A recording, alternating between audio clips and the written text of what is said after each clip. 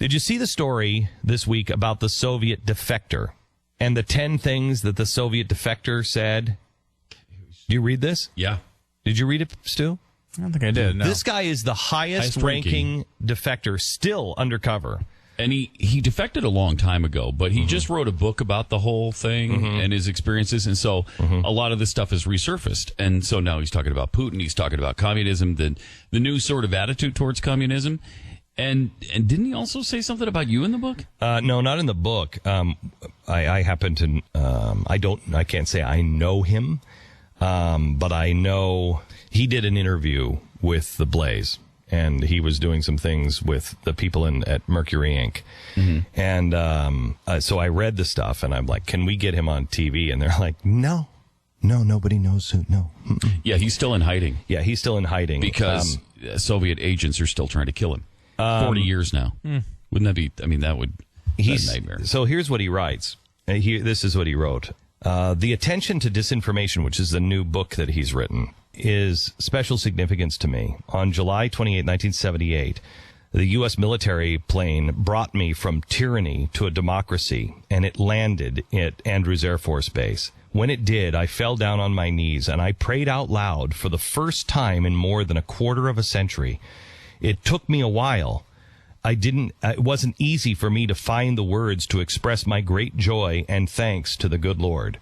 Now, for 30 years, I have been married to a multi-generation American, and I don't want to give any more information. I have regained my religion. I began listening to Glenn with different ears. As I wrote Disinformation, I kept noting to my co-author how our book was so close to the things that Glenn says on his show. We were inspired by Glenn. Please send him my appreciation with deep gratitude. Isn't that amazing? Yeah. But you read the things. Now, this is the highest ranking official to ever defect from the Soviet Union. And when we got him, there's a reason he is still. Think of this. 1978, you think the Soviet Union is over. 1978, he is still living undercover. You still don't know who he is because he held information that was so important that they would kill him today for it. Think of that.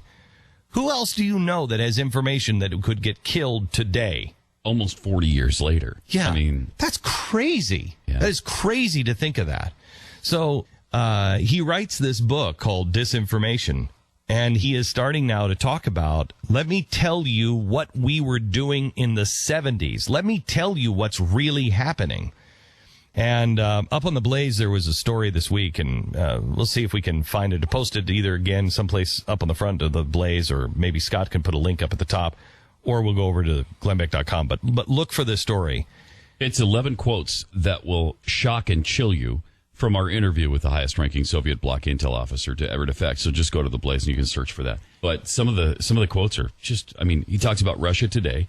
He talks about Putin, how he's treated by the West and what's really going on there. And he calls it the first, I'm just kind of looking through this. It was something like the first ever intelligentsia government. So they're not really communist. They're not, and they're certainly not capitalist. Or democratic. They're run by the FSB, apparently, with Putin at the head. That's the new KGB. Yeah, that's the new KGB. Really, really shocking and scary because, right now communists are the ones that are really pushing the world, and you're not really even seeing this. You have to look for it. You just Google search unrest, global unrest, okay, economic unrest. Just do a Google search on that today and look where, Venezuela is now in unrest. It's happening all over the world. The whole world is at a boiling point, and in 2 years it's only going to be worse. And the people who are really pushing this are the anarchist, really secondly. It's the communists that are really pushing this. It's the Marxist point of view.